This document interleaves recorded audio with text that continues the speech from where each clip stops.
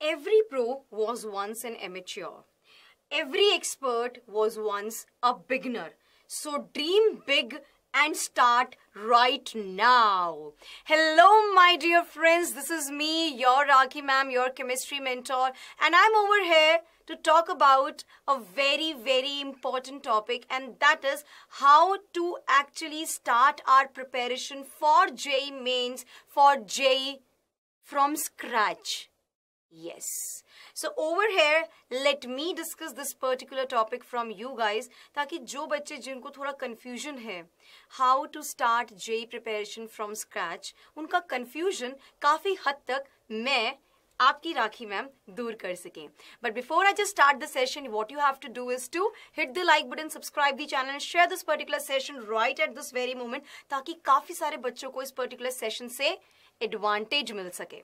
So over here, मेरा question आप लोगों से है, क्या आपने काफ़ी सारा टाइम वेस्ट कर दिया ये सोच के क्या करूं, कैसे करूं, अच्छा ये कर लूं, अच्छा वो कर लूं, डिस्कशन करके, टाइम वेस्ट करके, सोशल मीडिया पे सर्व करके, फिर भी कोई रिजल्ट्स नहीं आया and still there is a confusion. Yes. So now I just want to ask one particular thing. Are you 101% committed? क्या आपने अब ये ठान लिया है कि मुझे तो अब स्क्रैच से ही स्टार्ट करना है, बिकॉज काफ़ी टाइम वेस्ट हो चुका है. अब और टाइम वेस्ट नहीं करते हुए let's start the preparation from scratch. Are you 101% dedicated and motivated? से येस और no in the comment box right now. Yes? So yes, मेरी तरफ से भी येस है. मूविंग अहेड, अब मैं आप लोगों को कैटेगरीज में डिवाइड कर देती हूँ. मैम कैटेगरीज में डिवाइड करना? हाँ जी, कैटेगरीज में डिवाइड कर रही हूँ. Which category you belong? Start the learning process from the scratch, and the second category starting the JEE preparation from scratch.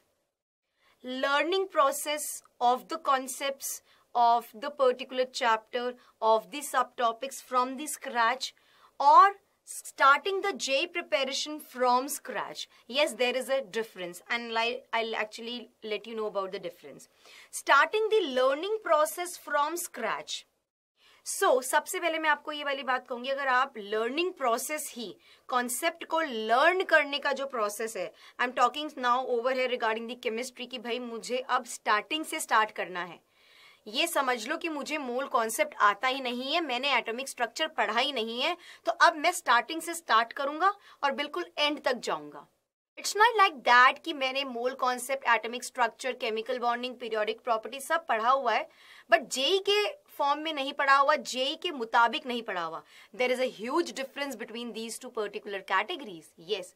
तो अगर आप लर्निंग प्रोसेस स्टार्ट कर रहे हैं from the scratch, no, not an issue, no issues. So पहली बात, ये मत सोचो कि मेरे सामने एक बहुत बड़ा पहाड़ है, कैसे तोड़ूंगा मैं उसको. बिट बाय बिट करके तोड़ेंगे, चिंता किस लिए है. Be with me, be with your Rakhi ma'am. Absolutely right. तो सबसे पहले what you have to do is to set a goal.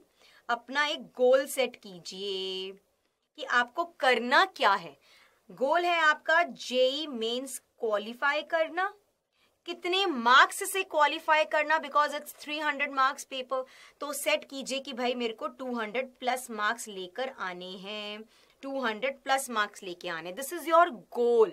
Goal set कीजिए. अब क्या करना है गोल के बाद में? गोल के बाद में you have to now make the plan, और उस प्लान पे स्टिक होना है.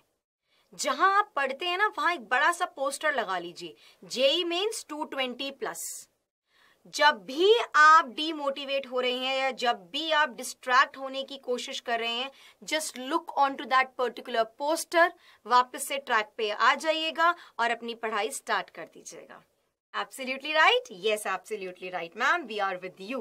So initially आपको क्या करना है, easy topics लेने हैं. जैसे कि हम बात करते हैं सरफेस केमिस्ट्री की, सॉलिड स्टेट की, स्टेट्स ऑफ मैटर की. ठीक है, easy टॉपिक्स लेते हैं. कुछ ऐसे टॉपिक्स जहां आपको सिर्फ याद ही करना है, जैसे एनवायरमेंटल केमिस्ट्री, बायोमोलिक्यूल्स, पॉलीमर्स. ठीक है, छोटे छोटे टॉपिक्स लेंगे हम, जो स्कोरिंग भी है आप लोगों के लिए, ताकि उनको आप प्रिपेयर कर सको और थोड़ा कॉन्फिडेंस आप में आ जाए कि यस, ये मैंने कर लिया. ठीक है। नाउ सबसे पहले टारगेट कीजिए इनऑर्गेनिक केमिस्ट्री को, क्योंकि ये थोड़ा सा ना स्कोरिंग टॉपिक हो जाता है। रीजन, इनऑर्गेनिक केमिस्ट्री का काफी सारा पोर्शन आपको एनसीईआरटी कवर करवा देगी। ठीक है, तो I will say it is actually easy to score. ठीक है, थोड़ा कम स्कोप है यहाँ एरर्स का।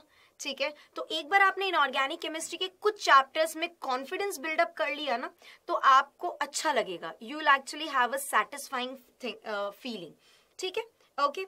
Now starting the learning process, again I will से फ्रॉम द स्क्रैच अगर आप कर रहे हैं तो अभी just it's kind of a, suppose it's November going on. Why to suppose it's November going on? I know. तो आप टारगेट कीजिए जेई मेंस अप्रैल और मई, आप उसको टारगेट कीजिए। अभी आपके पास you actually have how many months, if I talk about April, kind of 5 months you are having with you. So आप इन 30 चैप्टर्स को 5 months में कंप्लीट कर सकते हैं, धीरे धीरे धीरे धीरे धीरे धीरे अच्छे से इन डेप्थ स्टडीज करके। ठीक है, एक चैप्टर को 3 से 4 दिन में खत्म कीजिए। ठीक है, और जो लास्ट का 1 महीना बच जाएगा that should be totally dedicated to revision and mock test. हाँ, प्रीवियस ईयर क्वेश्चंस को साइड बाय साइड करते जाइएगा ताकि सारे प्रीवियस ईयर क्वेश्चंस को आप टच कर लो।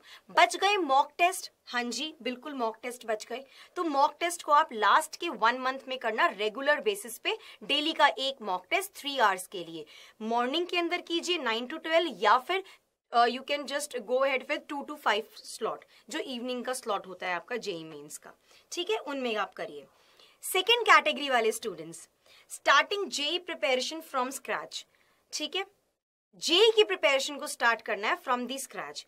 दैट मीन्स आप लोगों ने बोर्ड के लिए तो अच्छे से स्ट्रांगली तैयारी कर ली है बोर्ड एग्जामिनेशन के लिए, हाँ जी, लेकिन अब आप प्रिपेयर करना चाहते हैं जेई लेवल का। आपको कॉन्सेप्ट सब पता है, आपको टॉपिक सब पता है, लेकिन जेई लेवल का जो क्वेश्चनेयर है वो थोड़ा सा आप में, थोड़ा सा वहां पर आपको कॉन्फिडेंस नहीं है, लैक ऑफ कॉन्फिडेंस है।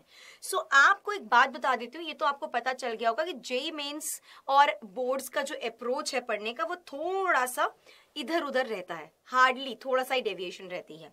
सो आपको क्या करना है, you should have the deep understanding of the concept mechanism.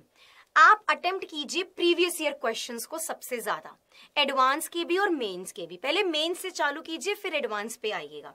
ठीक है, हाँ जी, understand the level of difficulty और उसके हिसाब से अपनी नॉलेज को अपग्रेड कीजिए। कुछ कॉन्सेप्ट ऐसे जरूर होंगे जो आपने बोर्ड लेवल में नहीं पढ़े होंगे, जो आपके लिए नए होंगे, बट इतने भी डिफिकल्ट नहीं होंगे कि आप उनको ग्रास्प अप ना कर पाओ।